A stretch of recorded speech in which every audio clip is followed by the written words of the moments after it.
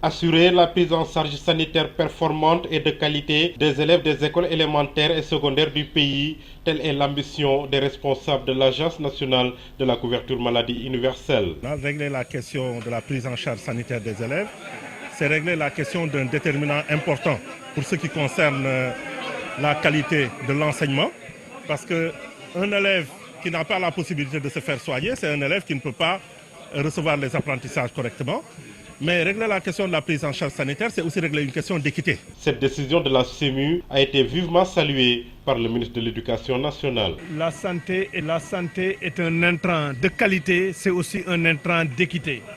Donc assurer une prise en charge sanitaire universelle des élèves, c'est un moyen de répondre à l'axe 1 du programme paquet que nous avons, qui est d'assurer des enseignements apprentissages de qualité. C'est en même temps répondre à l'axe stratégique numéro 2, qui est d'assurer l'équité dans l'accès à l'éducation. Pour atteindre son objectif, le directeur général de la CEMU veut s'appuyer sur les mutuelles de santé implantées dans tout le pays. Cela nous fait un ensemble de 670 mutuelles de santé qui existent sur l'ensemble du pays et 45 unions départementales de mutuelles de santé qui ont été installées. Ça veut dire que l'infrastructure existe.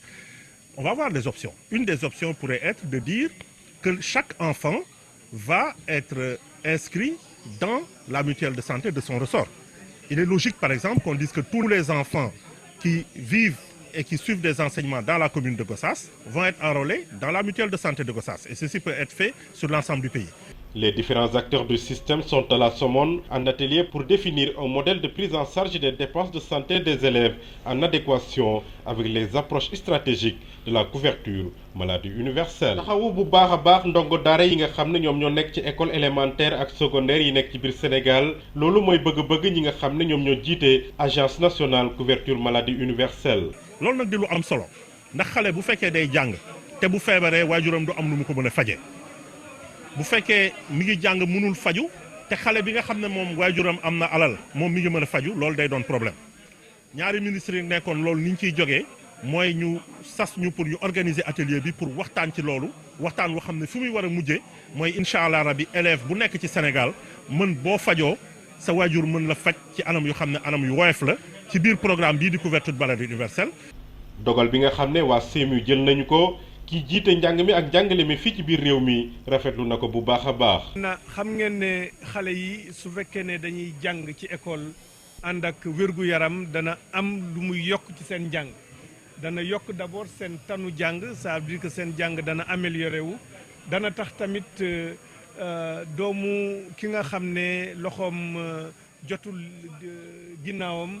ak ki nga xam ne xëj na ay waajuram am nañu ay moyens nga xam ne mën na ko yóbbu ñu koy defal visite médicale di ko faj dana tax tamit ñu essayer leen a yemale. ngir nag egg ci seen objectif boobu directeur général bu CEMU bëgg naa sukkandiku bépp mutuelle de santé bu nekk ci biir Sénégal. day may nañu nun tey agence CEMU bu fekkoon ministre de l'éducation nationale dafa bëgg mbir mi mu jaarale ko ci mutuelle yi lu yomb lay doon waaye lël bi dina wax ndax dañuy jël xale yi dugal leen ci mutuelle yi maanaam xale bi nga xam ne par exemple dafa dëkk Bargny. est-ce que dañ koy jël dugal ko ci mutuelle lu Bargny comme ça bu fajoo mutuelle bu feebaree mutuelle lu Bargny mën ko jël en charge loolu yëpp ci lël bi dinañ ko waxtaan. ñi nga xam ne ñoom ñoo nekk ci biir système bi ñoo ngi ci Somone ngir waxtaan bu baax a baax ci nan lañ war a mën a def ba lépp lu jëm ci wàllu xaalis ñu fas yéene ko génne jëmale ko ci ndongo yi mu mën a méngoo ak taxawaayu couverture maladie universelle.